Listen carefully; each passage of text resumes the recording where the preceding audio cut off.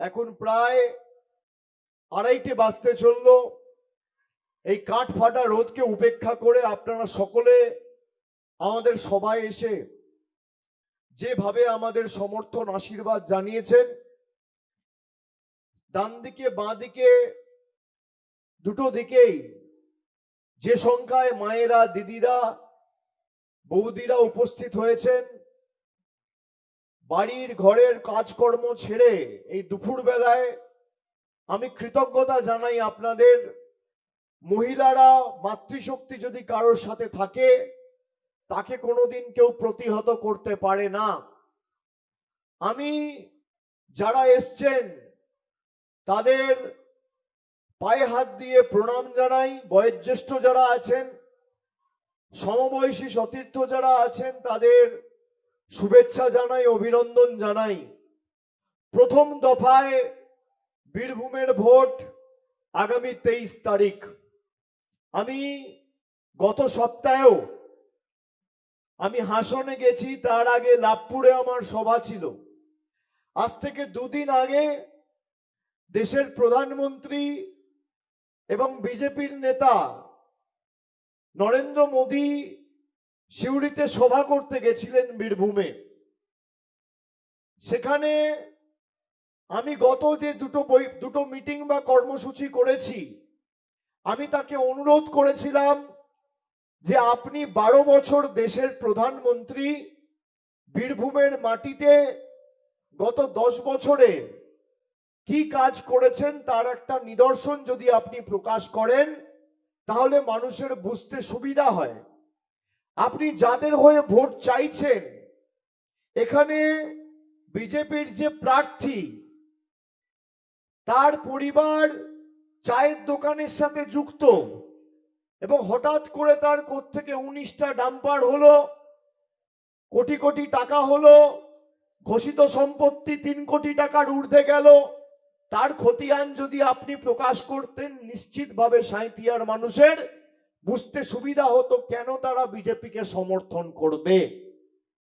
আমি আপনাদের আবার আজকের এই মঞ্চ থেকে চ্যালেঞ্জ করছি, নীলাবতী সাহা গত 2 বারের বিধায়ক সদস্য নির্বাচিত হওয়ার পর এখানে আমরা যে কাজগুলো করেছি, খালি সাঁইথিয়া বিধানসভাতে সাঁইথিয়া 2 নম্বর ব্লক, মোহাম্মদ বাজার 2 এবং সিউড়ি 2 যে অঞ্চল বা সাঁইথিয়া পুরসভার যে 16টা ওয়ার্ড পড়ে, আমি তার নিদর্শন আপনাদের কাছে আজকে রাখব।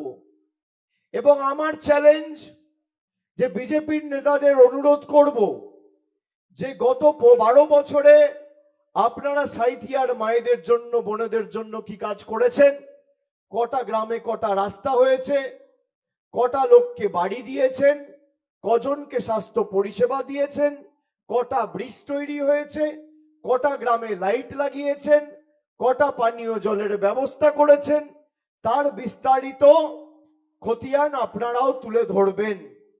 আমি প্রথমেই আপনাদের বলি, সাঁইথিয়া ব্লক প্রাথমিক স্বাস্থ্য কেন্দ্রকে সাঁইথিয়া স্টেট জেনারেল হাসপাতালে পরিণত করা হয়েছে গত 2024 সালে।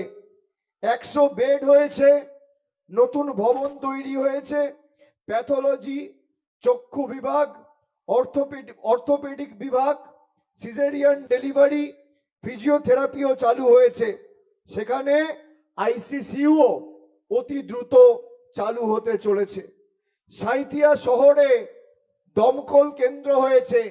আগে কোন রকম কোনো আগুনের ঘটনা ঘটলে সিউড়ি থেকে প্রায় 20-22 কিলোমিটার দূর থেকে ফায়ার ব্রিগেডকে আসতে হতো, পৌঁছাতে প্রায় 40-45 মিনিট লেগে যেত।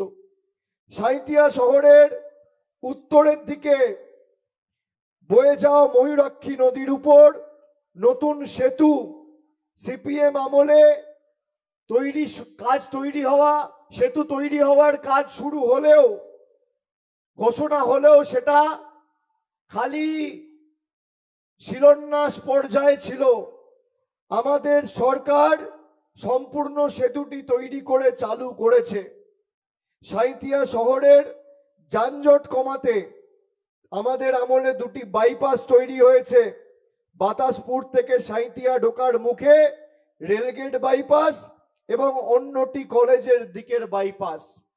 এবার আমি মায়েদের বলবো, এই সাঁইথিয়াতে কতজন মহিলা প্রতি মাসে লক্ষ্মীর ভান্ডার পাচ্ছেন? নরেন্দ্র মোদীর সরকার গতকাল তাদের তরফ থেকে, বিজেপির তরফ থেকে সংকল্পপত্র প্রকাশ করে তারা বলেছে বাংলায় যদি বিজেপি জেতে তাহলে তারা নাকি মহিলাদের 3,000 টাকা করে দেবে। এখানে সংবাদ মাধ্যমের বন্ধুরা আছে, আমি কালকে সাংবাদিক বৈঠক করেছি, করে নরেন্দ্র মোদীর ভিডিও চালিয়েছি, যেখানে তারা নরেন্দ্র মোদী বলছে দিল্লিতে যদি বিজেপি ক্ষমতায় আসে তাহলে সবার অ্যাকাউন্টে 2,500 টাকা করে যাবে। আজকে 14 মাস হয়ে গেল দিল্লিতে বিজেপি ক্ষমতায়, কোনো মহিলা, কোনো দিদি, কোনো বোন 2,500 তো দূরের কথা, 25 পয়সা পায়নি। আমি আসার সময় একটা ভিডিও পেলাম, বিহারে নির্বাচনের আগে মহিলাদের 10,000 টাকা করে দেওয়া হয়েছিল। নির্বাচন হয়ে যাওয়ার পর বাড়িতে বাড়িতে গিয়ে এখন বিজেপির নেতারা 10,000 টাকা ফেরত চাইছে, আর বলছে যে দেবে না তার বিরুদ্ধে বুলডোজার চালানো হবে।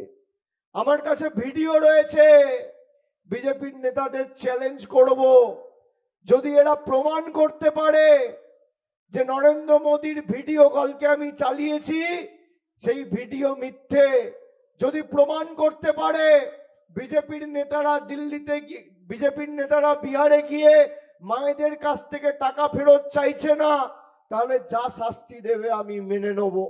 আমি বীরভূমের মায়েদের, সাঁইথিয়ার মায়েদের প্রথমেই বলি, খালি সাঁইথিয়া বিধানসভা থেকে 56,000 মায়েরা প্রতি মাসে আপনারা লক্ষ্মীর ভান্ডার পাচ্ছেন। আর আমাদের দলের প্রতিজ্ঞা, যতদিন তৃণমূল থাকবে আজীবন আপনারা লক্ষ্মীর ভান্ডার পাবেন, কেউ আপনাদের লক্ষ্মীর ভান্ডার বন্ধ করতে পারবে না।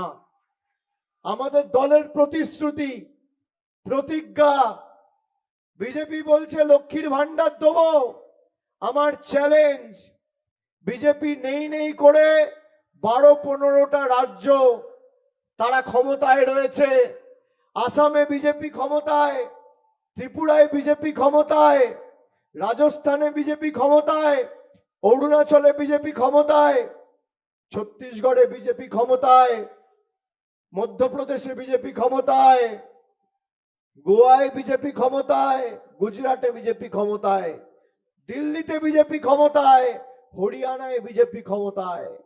যদি একটা রাজ্যে আমাদের সরকার যেভাবে 2,42,00,000 মহিলাকে, পরিবারে একজন থাকলে একজন, 3 জন থাকলে 3 জন, 5 জন থাকলে 5 জন, আর 10 জন থাকলে 10 জন, সবাইকে লক্ষ্মীর ভান্ডার দিয়েছে, বিজেপি যদি একটা রাজ্যে বিজেপির কোনো মুখ্যমন্ত্রী করে দেখাতে পারে, আমি রাজনীতি থেকে চিরতরে বিদায় নেবো, অবসর নেবো, রাজনীতি ছেড়ে দেবো। আমার চ্যালেঞ্জ।